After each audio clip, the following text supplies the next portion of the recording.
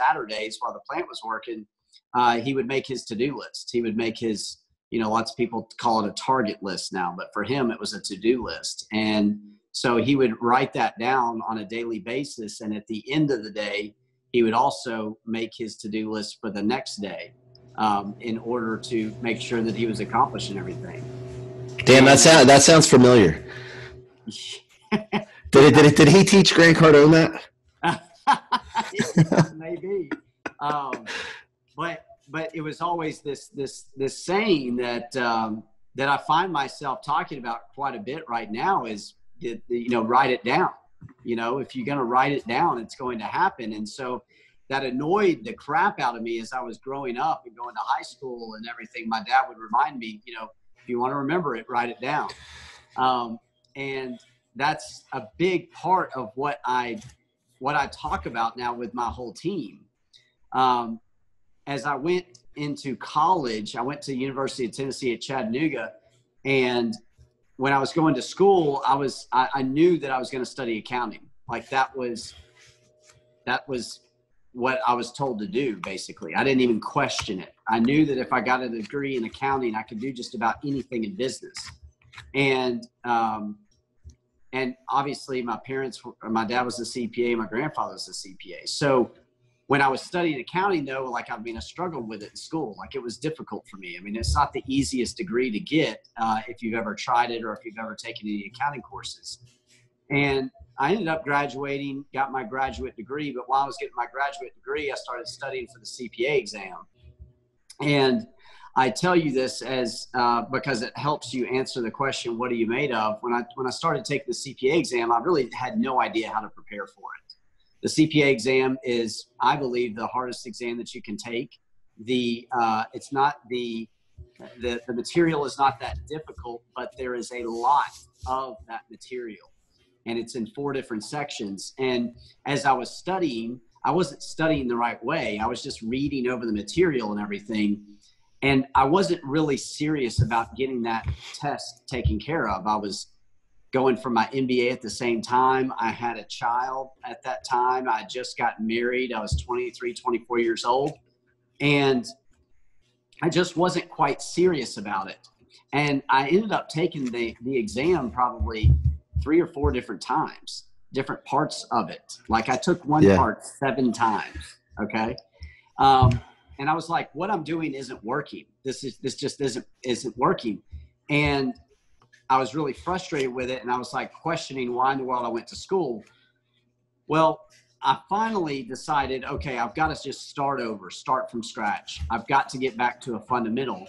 And I started taking these classes. I drove up to Knoxville, Tennessee, which is 2 hours away, every Saturday to go to a class. And when I came back from that class, we were highlighting parts of the book. Well, what I started doing is I was like, I just need to rewrite all the stuff we highlight while we're in the class. If I just start rewriting it and put the pen to paper, somehow that's something different. I had to try something different than what I was doing before. And all of a sudden I started passing the exam. I passed one part. I filled up notebooks, yellow dog notebooks of notes, just rewriting it over and over again. And I ended up passing the exam, the whole thing, in 2009. So it was night and day difference. Night and day difference, completely different. And so when I was in school, I was just getting by. I was doing the minimum amount of work. And when I finally reached this test, I'm like, man, what I did to study in school just wasn't going to work. And we all know the definition of insanity is doing the same thing over and over again and expecting different results. So what that has taught me is as I've been, coming up in my career and in my life is when things aren't working, you got to try something different. You've got to change whatever the process was, whatever the system was. It's got to be changed.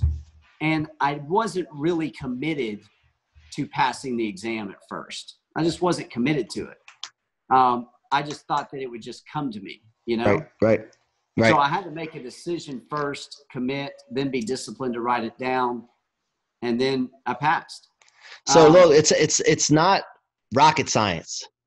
It's not rocket science. And now, so you guys that are listening to this or watching this on Facebook right now, write this down, what he just said. if you want to pass something, if you have an exam coming up, or if you want to remember something, take his advice, man. Write it down. As a matter of fact, I don't mean to cut you off, but I got to point out, those of you with kids, do you think this could possibly work if your kids are doing the same thing over and over again wrong? I remember as a kid, my stepdad used to make us write sentences. And I was like, man, what the heck? Write sentences. So it would be like, I will not backtalk, right? Or something to that effect. And then I was so stubborn, I would write I down the paper 75 times. If I had 75 sentences to write, I will. And so I thought I was getting over on him. But really what I was doing is being stupid and not learning. And that's probably why I had to keep writing sentences over and over again. So if you get your kids to write this out, I will not backtalk. I will listen to my parents over and over again. That may ingrain into their brain and you may see a result. I think that could possibly be a great parenting technique, as much as your kids may not like it. No doubt. I mean, I was doing that last night with my 7-year-old when she was going over her spelling words. Like, she had to write down how to spell it in order to get the words right.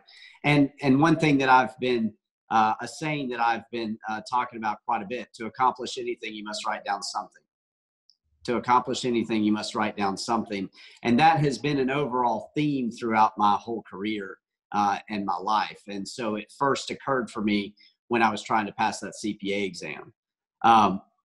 Once I passed the CPA exam, I was married. I had kids. I had 2 kids at the time, and I worked for a public accounting firm here in town in Chattanooga. And I liked accounting. It was okay, but I basically went back to my family's business, worked for them for a while, got bored, and then went back to public accounting after that. And that's where I fell in love with public accounting and helping people grow their businesses and save money on taxes. And just like anybody else, or I've heard a lot of these kinds of stories, but I was working for somebody else and I didn't get a promotion that I felt like I deserved. And I was doing all the work. I was preparing the returns. I was servicing the business, and I didn't get the income or the bonus that I felt like I deserved. And so I was like, look, I'm just going to go start my own firm. So I walked out the door in October of 2012 and started JD Frost & Company with a pen and a notebook paper. I'd had no computer, like nothing. And I had developed a decent book of business, and I wanted to create a firm that was going to be different. Like, public accounting is a very traditional business, a very archaic business. It's something that a lot of people don't understand, but they know they have to have it in their business.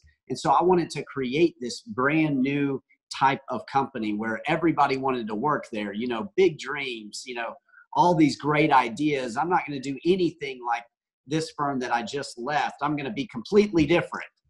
And what do you think happened about 5 years later? I turned around. Back to the same thing.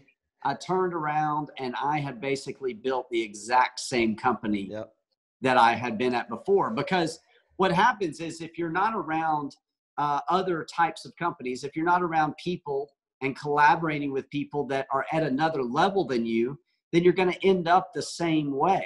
And that's what I learned from that. Like, I never found another accountant who had created a different kind of company. I'd never hung out with multimillionaires that knew how to truly grow and scale a business. I was just going based off of my previous experience. And of course, all my previous experience did was create a company just like the one that I was at before. And so I was a little disgruntled, and I had been successful. We grew from 0 to right about $2 million in business, 2.2. We had grown from about 250,000 to 550 to 795 to 1.2 to 2.9. Okay, 2.9 million. And I was like, okay, this is pretty good. But I need something different. And I decided to go to GrowthCon. I decided to go to a sales conference. An accountant going to a sales conference, like, that makes zero sense. What year was that? 2018. 18, okay. 2018. So GrowthCon 2 then, right? In Vegas? Yep, GrowthCon 2. Yeah. So I go to this conference and I'm in the third row from the top, and I see 10,000 screaming entrepreneurs and business owners, you know. Wait, so let's add some clarity here. So you were at the third row from the top. You paid probably what, general admission or executive or something they call it, right? The cheapest Yeah. ticket in the house. I think it's when general admission wasn't like $97. It was still a pretty good amount of money to be the third row from the top. Okay. You know what I mean? Yeah. More than I had ever spent on a ticket, to be honest with you, to anything. But I had been given the Millionaire booklet by a friend of mine, and I started following Grant Cardone. I decided, okay, I'm going to go to this conference. I tried to get my partner to go to the conference, but he bailed on me about a week before. And I'll come back to that. So when I was at the conference, I'm sitting there and I'm like, I'm the only CPA in this building. There's no other accountants here. There's 10,000 entrepreneurs, solopreneurs, people trying to figure out, you know, they're W-2 employees too, but a majority of the people have a business. You know, they've got some kind of business and they know how to make money, but they don't know anything about taxes. And the second thing that Grant Cardone always talks about is you need to have cash flow, and then you need to reduce your taxes. Yep. And so that hit me. It struck something in me. I'm like, this is the place that I need to be. This is my new market. So I came back from that. I saw Hank Norman speak, Tim Story, Michael Burt. I saw all of them speak, and Hank Norman told me and in his speech indirectly, hey, you need to get on video. You need to get in front of more people. And the more people that you can get in front of, the more that you can help. And so when I came back, I started getting on video. I started making videos every single day. And while I was in Vegas, I had, it was an interesting experience because typically in the past when I've gone to Vegas, you know, I don't know if you're much of a partier or not, but I have been a big time partier before. Okay. I've had my days. I've had my days. Yeah. And so typically when I'm in Vegas, you know, I'm out late at night, drinking, going out on the strip. But this particular time, I wasn't doing that. And the main reason that I wasn't doing that is because about 3 weeks before that, my wife had an intervention for me.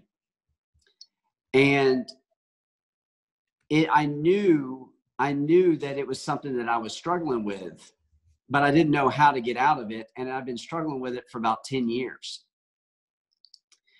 And so the experience of going to Vegas and being able to have a clear mind allowed me to be able to really see what was going on in front of me, to really be able to go back and think. I actually wrote this memo. It was like a Jerry Maguire moment where I talked about how the accounting field and the accounting industry was archaic and it needed to change. I got up at 2:00 in the morning because I couldn't sleep because I was thinking about it so much. And I came up with fixed pricing, and I came up with the fact that we're not selling services, we're selling products, and how we need to start thinking about the accounting industry in a product base rather than just a service base, because you need to be purchasing something that you know and you understand and that you know you're going to get value out of, not just somebody's time. Right. And that was a difficult time for me being there in Vegas at the same time as it was so clear, because I had just decided to become sober, and I'm sitting in a hotel room in Vegas drinking water, you know. When I came home that day on a Saturday in January, I saw a bunch of cars that were sitting there at the house. And it wasn't odd to see a bunch of cars because our family lives within like 10 minutes of us. Like somebody's almost always over, you know. Mm-hmm. And I'm on the phone and I walk in and everybody's just sitting around the den, you know. And I'm on the phone and I'm like, hey, let me get off the phone. I don't know what's going on, but everybody's just sitting here. And my pastor was there and my family. And it wasn't your birthday. And it wasn't my birthday. Exactly. And my wife starts reading this letter to me. And I'll tell you, going through that experience and even thinking about it now, there's a certain amount of like discomfort, right? There's a certain amount of anger and sadness and disappointment that even, starts to kind of come over you. But it was something that was necessary at the time. Right. And as I sat there and listened to the letter and listened to what people were saying about what was happening, it caused me to have to really sit back and think about where I was in my life and what, the decisions that I made and what decisions am I going to make moving forward. I mean, when I got in there, I was like, let me go use the restroom. I went in, I saw all the suitcases lined up, packed up with all of my stuff in it. Wow. And, I was out. And this is a girl that I'd been dating since I was 15 years old. Only girl I've ever dated. And she's telling me, look, I mean, I've had enough, and that's a difficult thing to overcome, because I had actually decided to attempt to be sober about a week before that.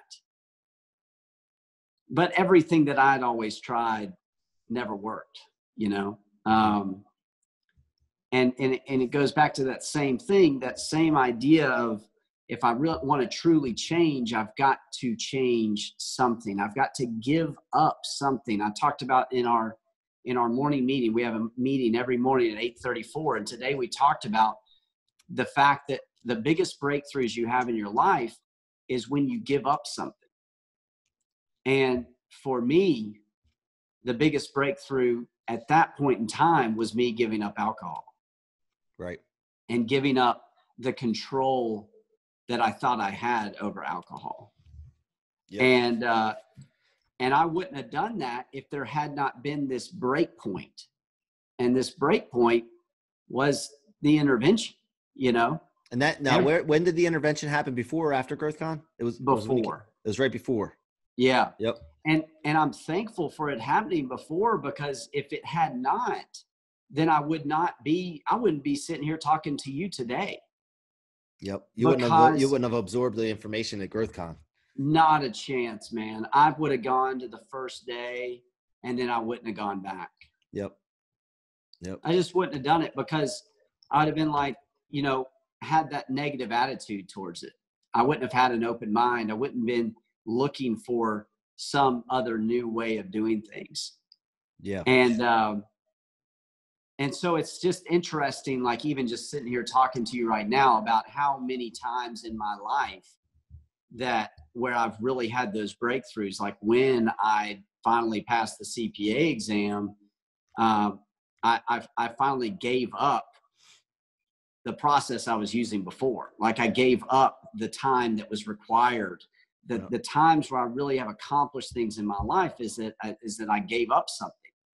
Yeah, and it's kind of a rebirth situation, right? And yeah, here's the thing: you don't realize. I was talking about this in our private coaching group last night, but we have an ego problem in the world. Everybody's got an ego, right? But at different varying levels, and you got to figure out a way to identify it and damper it, because the ego can disguise itself, and ego helps. What it does is it'll cause you to be blinded towards it. Does that make sense? Yeah, totally. So So that's what you were dealing with there. And I've seen it before, and I deal with it in our organization, because we have some individuals in our organization right now at Nations Lending that have an ego problem, and they don't know it, and you can't tell them about it. You got to figure out creative ways to show them and unveil it to them. Sometimes it takes hitting rock bottom. Sometimes it takes, a humbling circumstance, right? Yeah. I can tell you the same thing. Like, you look at these things. This is what this show's all about. By the way, I'm a cross between Oprah and Dr. Phil. I bring it out of people, man. And that's awesome. So no, but it's important, because I want you look back at these things. I know it's your past, right? And people don't want you to look back. They say look forward. But there's stuff in your past that you can keep revisiting for positive reinforcement, to know that you're on the right track, and also to open your eyes to look for other breakpoints. Am I right?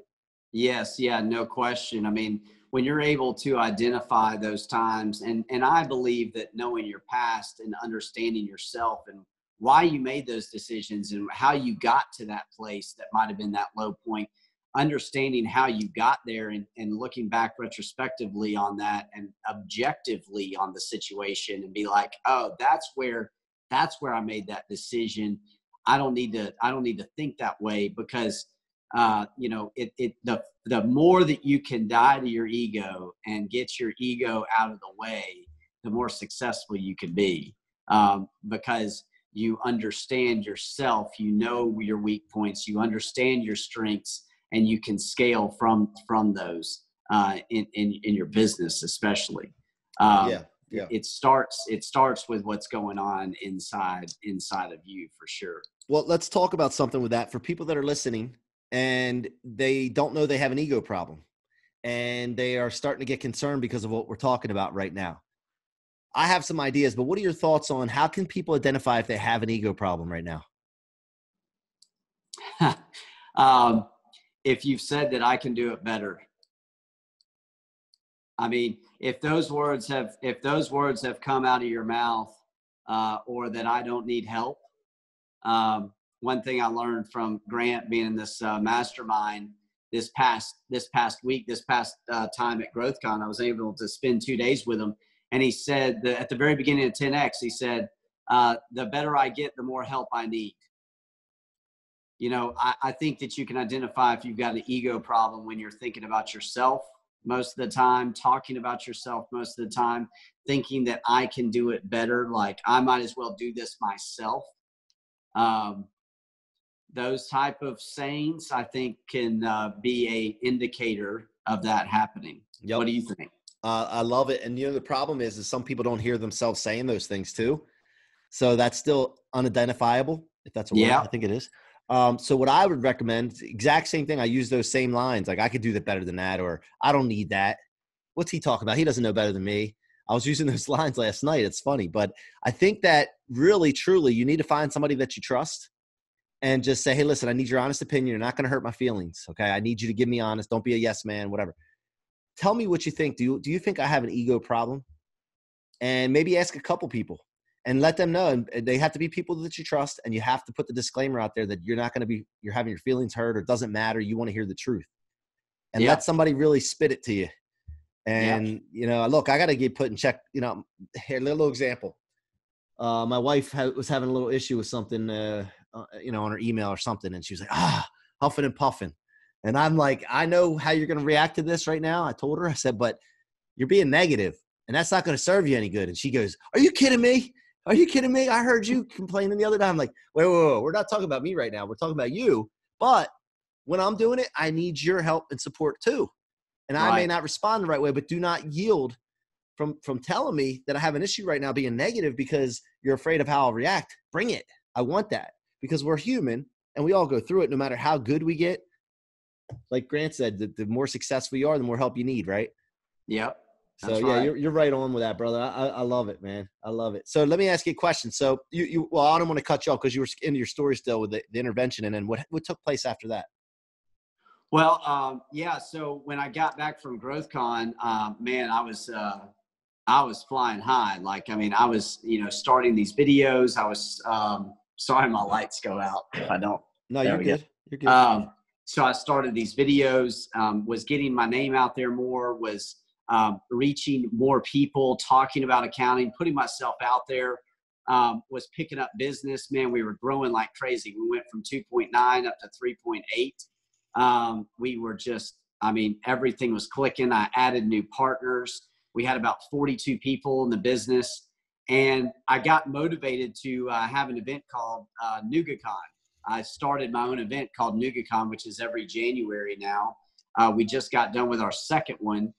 And when I got done with NugaCon in January of 2019, I was like flying high, man. Like, I like pulled off this conference, we're picking up business, probably 50 or 60 clients a month. Like, this is working. Yeah. And as we got through tax season, I was like, all right, sweet. Like, I mean, we're kind of cruising through tax season. This is the easiest tax season I've ever had. You know, I had assigned, I had a new partner that's the managing partner.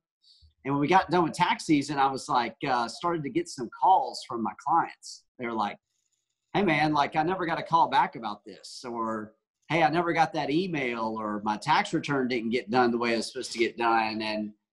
And I was like, I was going, okay, like, why are we having customer service issues? Like, this doesn't make any sense. And I started investigating more. Okay, let's just say that. I started kind of looking into some more issues and everything. And I found out that just nothing was getting done. Like, not at all. Started having internal communication issues. And while I thought my business was flying high, I was really falling fast, like really, really fast. And it was something that I felt was outside my control. And so I started basically kind of jumping back into the business. I'd basically taken myself out of it, and I started jumping back in, and I found out so many different things. And I ended up making the decision to split with my partner.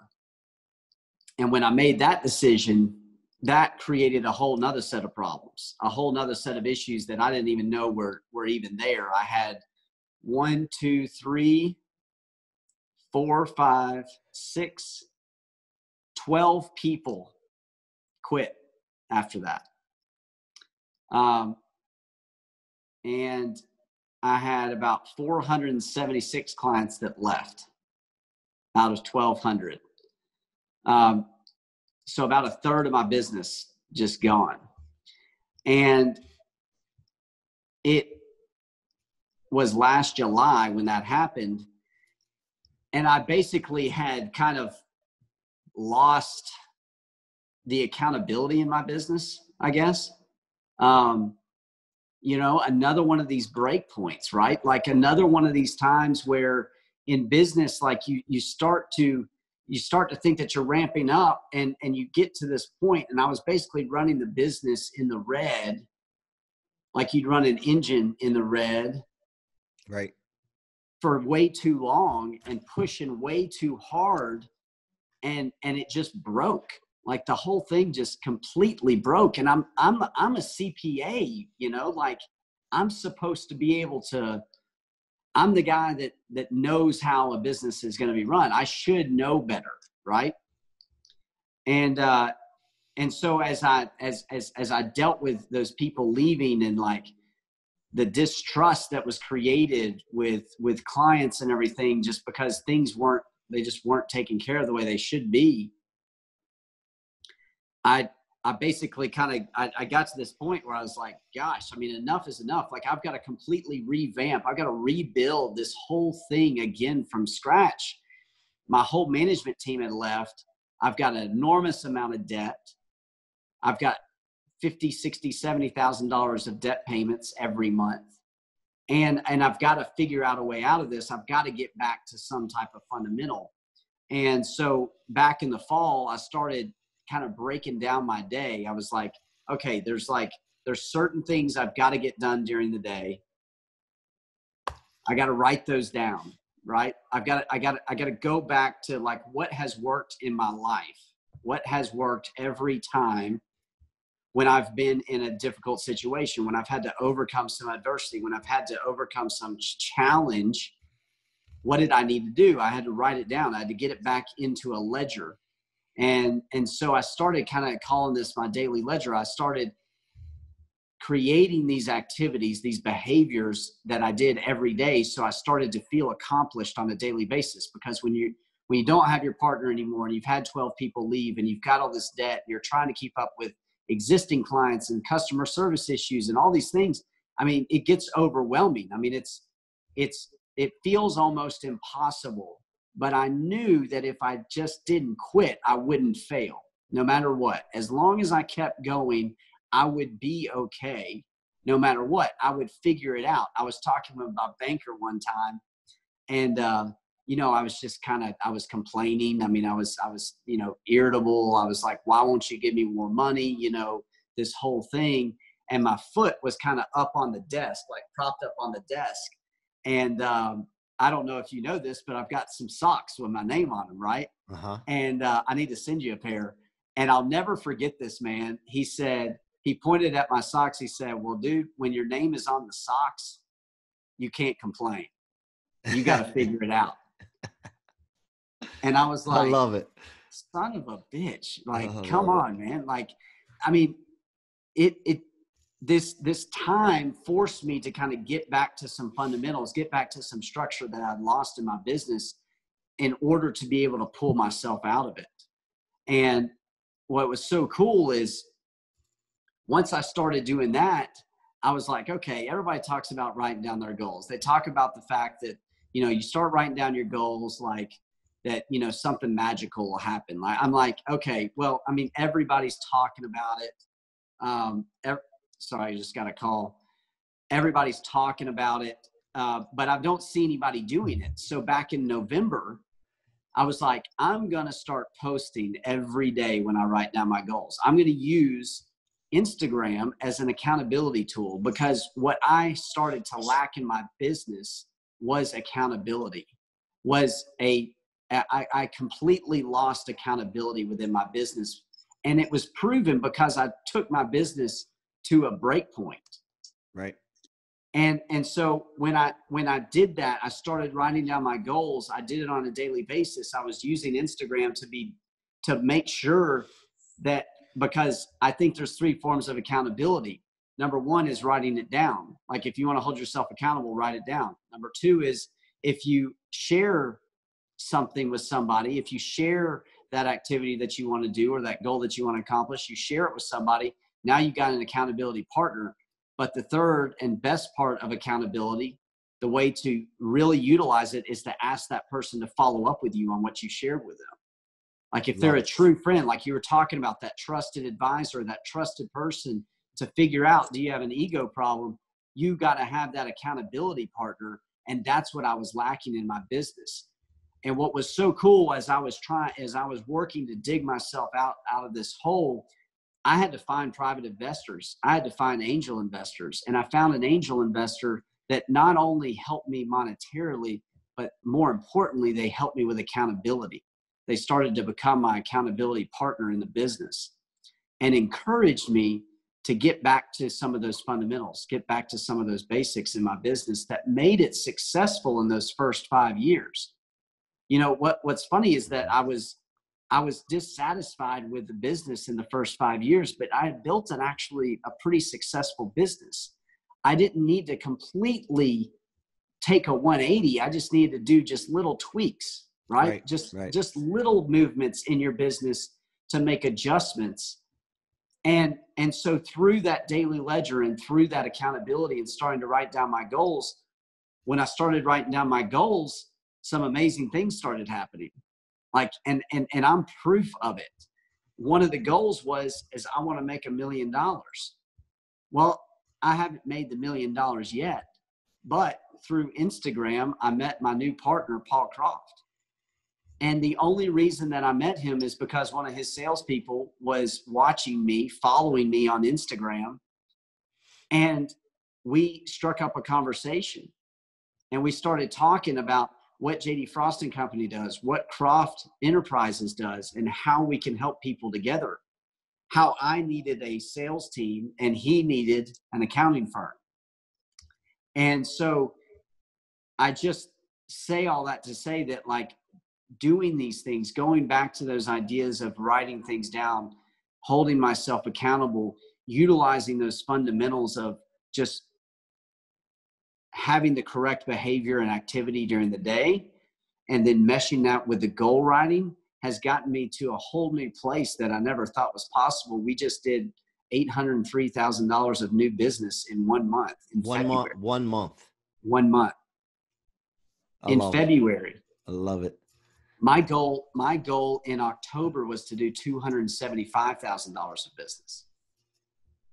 So this stuff works, right? And I keep thinking, and I'm wondering, you know, what is the next break point? And I'm constantly looking for it now because I've seen it, and I'm looking for those clues, kind of like what you were talking about. what are those things right now that are going to cause me to slip up or are going to be that next challenge, and how can I overcome them before they overcome me?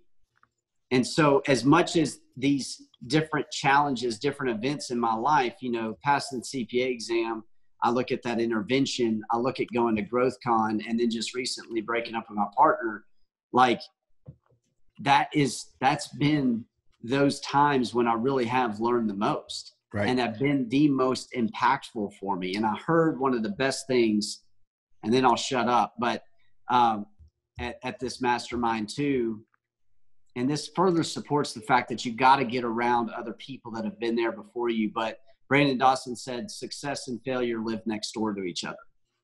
So, man, that resonated with me because I have felt like a failure the last 9 months, like a tremendous failure. But what has been interesting is that I just kept going. I kept walking, and look, right next door seems to be success, seems to be the road to success. And I think that man, they almost like run parallel to each other, right? Like, right. I mean, it's just there. I don't know if you've ever experienced any of that before or not, but it's like you're right there. And the only way to truly fail is to just quit. Absolutely, man. That's it. That's the thing. Like, I'll feel like that sometimes, like, oh my gosh. But the thing is that I know the way I'm built, I keep trucking.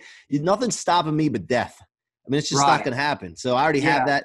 And when you know that and you get that confidence, man, you have setbacks.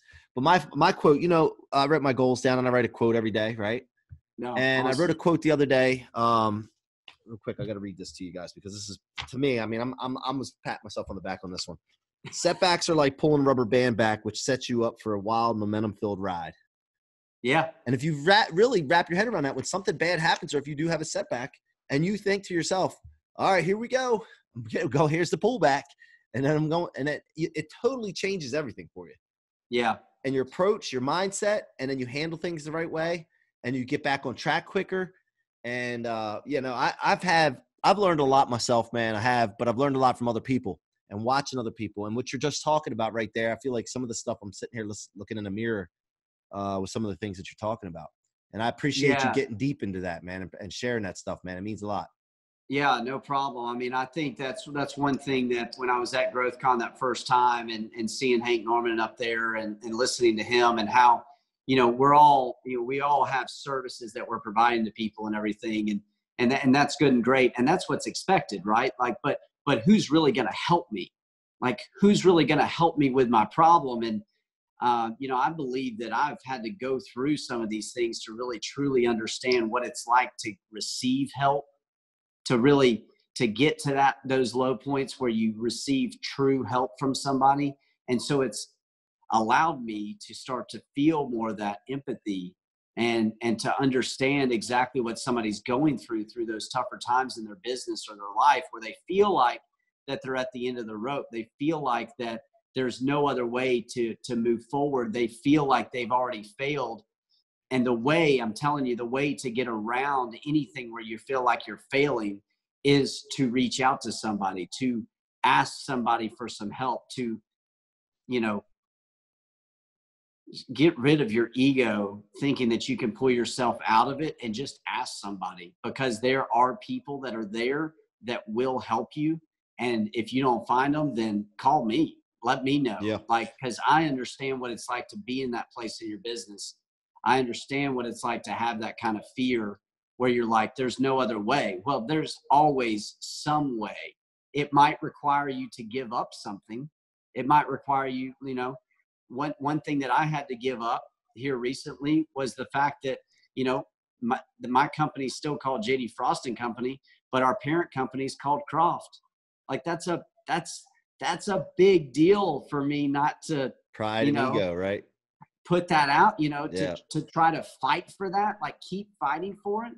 I mean, I realized basically after writing down my goals, that's not really what I was after, right. You know?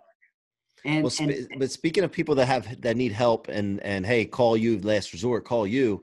How can my audience engage with you, and what kind of services do you offer? Yeah. I want to So, make I sure we mean, get that in there. I appreciate that.